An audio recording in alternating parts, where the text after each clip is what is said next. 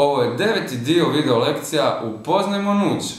Ja sam Marijan i student sam na odsjeku za informacijske i komunikacijske znanosti na Filozofskom fakultetu u Zagrebu, gdje nuđ koristimo za obradu prirodnog jezika u sklopu kolegija, modeliranje jezika upravljeno gramatikama. Sada kada znate sve o nuđovim rječnicima i morfološkim gramatikama iz videa 7 i 8, pokušajmo ih napraviti iz početka. Odaberite File, New, Dictionary iz glavnog izbornika. S obzirom na to da želimo engleski rječnik, kliknite N za Language, a potom gumb OK. Datoteku sačuvajte pod imenom example1.dit. Kreirat ćemo jednostavan rječnik koji će imati samo 4 riječi. John, eat, a, apple. Svaku riječ napišite u novom retku. Poslije svakog leksičkog unosa pišete zarez, a onda kategoriju riječi. Budući da je John imenica, označite je s N. Za glagol eat upišite V, za član a upišite det, te ponovno N za apple. Sad možete dodati još informacija o Johnu. Dodajte plus M, jer je John muška imenica, masculine, zatim plus first name, jer je to ime, a ne prezime, te dodajte još sklonidbu u množini, za što se koristi paradigma FLX jednako apple. Sad možete napraviti isto za glagol eat. Dodajte informaciju o prelaznosti plus tr, te o derivacijskoj paradigmi, odnosno plus flx jednako eat, odmah poslije znaka v. Član e se koristi za imenice u jednini, pa dodajte plus nb jednako s. No, drugi oblik člana e je n, koji se koristi ovisno o imenici koja ga slijedi, pa treba i njega dodati u rječnik, i to na način na koji je prikazano na ekranu. Na taj će način n biti povezan s e, koji će poslužiti kao njegova superlema. Posljednja riječ u našem rječniku je imenica apple, kojoj nedostaje paradigma, pa joj dodajte plus flx jednako apple. Primijetite da 3 riječi našeg rječnika imaju fleksiju ili derivaciju koje moramo definirati u zasebnoj datoteci. No, ne zaboravite u rječnik dodati ime datoteke u kojoj ćete opisati paradigme.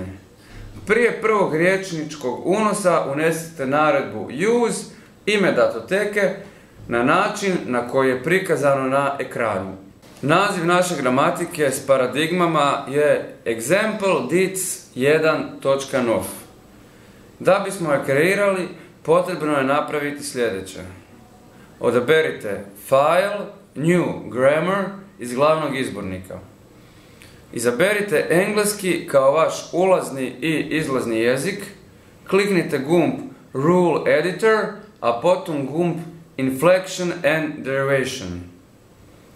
Novu, za sad praznu, datoteku spremite kao example.dits1.nov. Sad možemo krenuti s opisom potrebnih paradigmi. Dodajte naziv prve paradigme, apple, u prvi prazni redak na dnu datoteke i opišite je na način na koji je prikazano na ekranu. Ovaj zapis ima sljedeće značenje. Ne čini ništa i označi riječ kao infinitiv. Ili dodaj ing i označi riječ kao gerund. Ili dodaj n i označi kao prošli particip. Ili ne čini ništa i označi kao present plus prvo ili drugo lice jednine, ili prvo, drugo ili treće lice množine.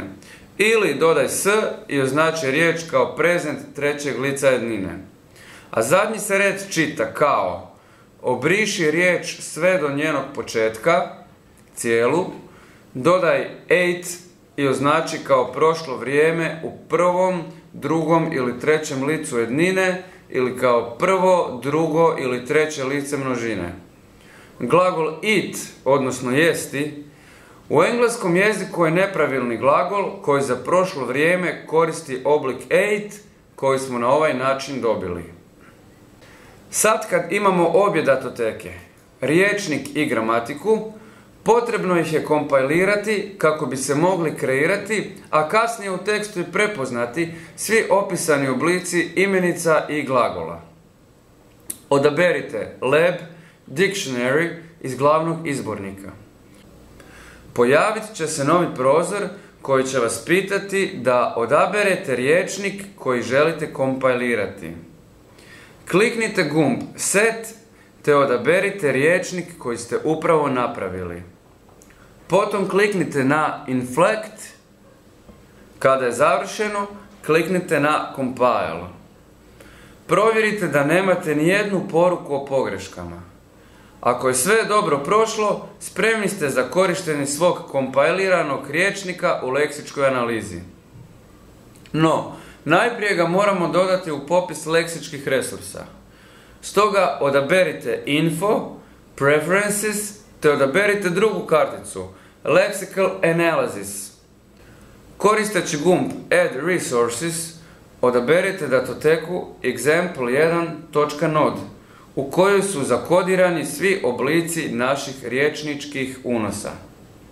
Sad kliknite na gumb Apply kako bi se resurs mogao koristiti. Vrijeme za kreiranje jednostavne tekstualne datoteke na kojoj bi testirali naše resurse. Odaberite File, New Text, potom N za jezik teksta, te označite drugi gumb u trećem odjeljku. Text units are lines, paragraphs. Kliknite na gumb OK. U novi prozor upišite John ate an apple. Pohranite datoteku kao example1.node i spremni ste za izvođenje lingvističke analize. Odaberite Text, Linguistic Analysis i provjerite svoje rezultate na način da označite polje Show Text Annotation Structure u lijevom uglu odmah iznad teksta. Lingvistička informacija za svaku riječ trebala bi biti vidljiva odmah ispod nje. Sada se možete upustiti u isprobavanje drugih mogućih rečenica. Primjerice, John eats an apple. Pokušajte.